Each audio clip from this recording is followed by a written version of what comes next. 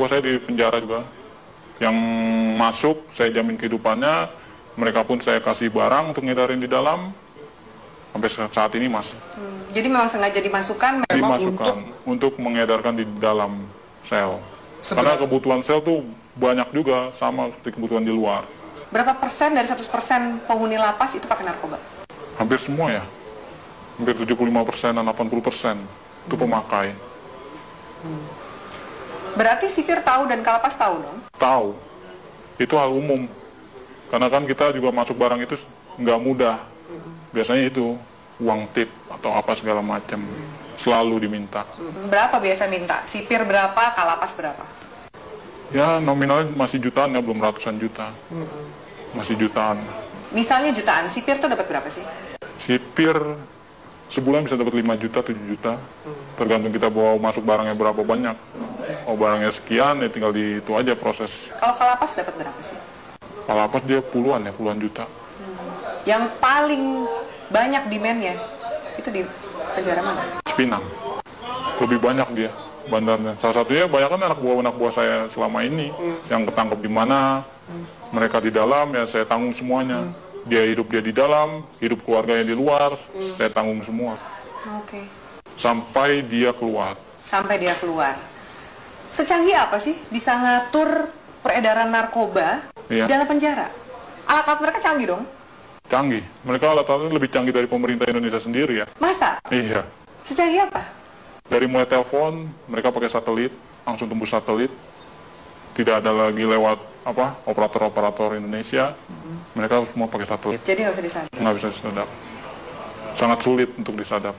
Tidak akan ada habisnya Indonesia. Karena Indonesia target terbesar di Asia untuk peredaran. Untuk peredaran.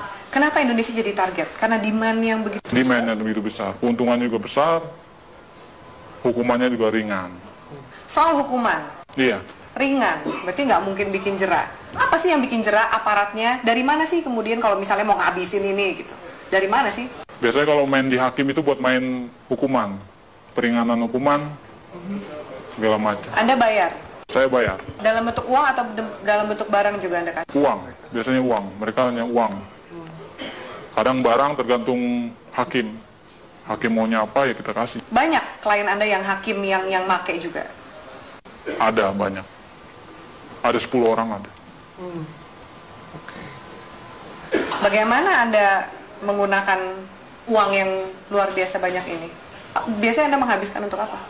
Biasanya saya habisin buat pesta-pesta aja. Pesta, saya beli barang, segala macam apa, kebutuhan.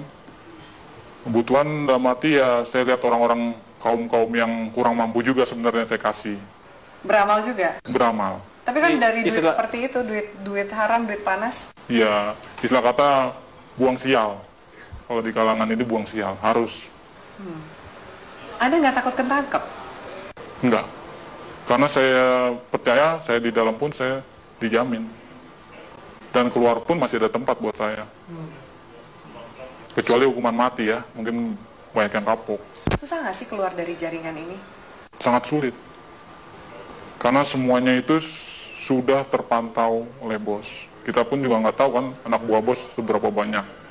Yang kita tahu kan hanya segelintir orang yang saya percaya ada 30 orang.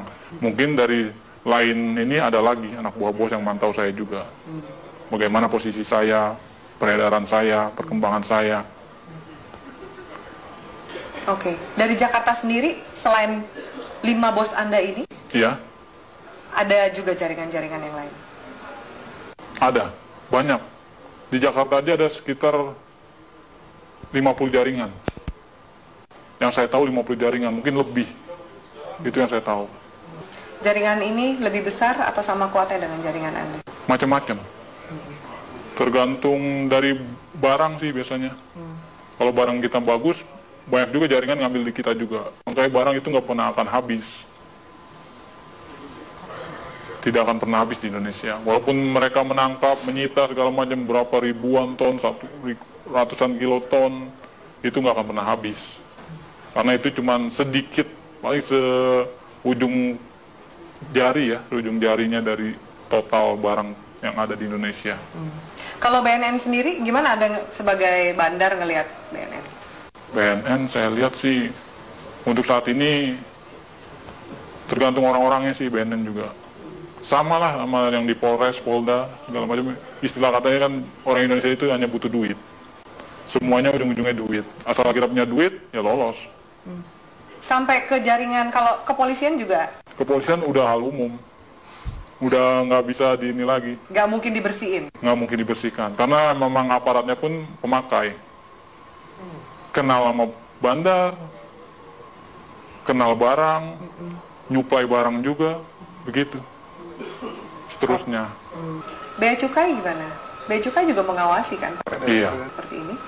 Bea Cukai ada permainan juga. Makanya kita di Bea Cukai itu ada sekitar 5 orang kita pegang di sana. Untuk tiap ininya. Apa peran 5 orang di Bea Cukai ini? Meloloskan barang. Meloloskan barang. Jadi ada pengiriman juga? Pengiriman barang, pengeluaran keluar barang, itu semua lewat dari mereka ini, 5 orang ini. Oke. Anda punya berapa rekening? Ada 10 lebih. 10 lebih. Kurang lebih satu rekening isinya berapa sih? Tergantung ya, ada yang 1 miliar, ada yang 800, ada yang 750. Paling kecil ya sekitar 250 juta. Anda nggak takut kelacak oleh PPATK nih? Wah, enggak ya, itu nama rekeningnya udah beda-beda. Ada panggilan untuk berhenti dari dunia hitam ini? Belum ada. Saya masih menikmati sampai sekarang karena keuntungannya lumayan. Bukan lumayan lagi ya, mungkin kalau Mbak sendiri mungkin akan tergiur dengan hasilnya. Yakin kamu? Yakin sekali. Masa? Iya, benar. Belum ada panggilan untuk tobat berarti? Belum. Masih menikmati. Mau sampai kapan? Sampai seterusnya mungkin ya. Sampai tunggu panggilan. Orang tua Anda nggak curiga? Tidak ada yang tahu. Teman-teman kecil pun nggak ada yang tahu. Semuanya saya dan kawan saya yang baik saya kenal saja tahu. Apa enaknya punya uang banyak tapi harus bersikap seperti biasa-biasa dan sembunyi dari semua orang? Itu ya konsekuensi. Karena kalau kita terlalu vulgar pun orang akan mencolok. Ini anak kerjanya apa tapi menghasilkan segala macam, itu malah bakal menimbulkan kecurigaan. Baik dari orang tua, saudara, bahkan lain-lainnya bakalan imbasnya ya penyelidikan dan penangkapan. Apakah jaringan narkoba ini juga masuk ke istana? Istana sebagian ya udah masuk. Lewat mana? Itu organisasi lain. Kita belum bisa sampai masuk ke sana. Mungkin ya organisasi ini lebih kuat dari yang bos saya punya. Itu sudah masuk. Ke istana? Ke istana. Oke. Transaksinya besar? Tetaplah bersama kami di Metro Malam pemirsa, karena setelah jeda pariwara berikut, Metro Malam masih akan kembali dengan sejumlah informasi.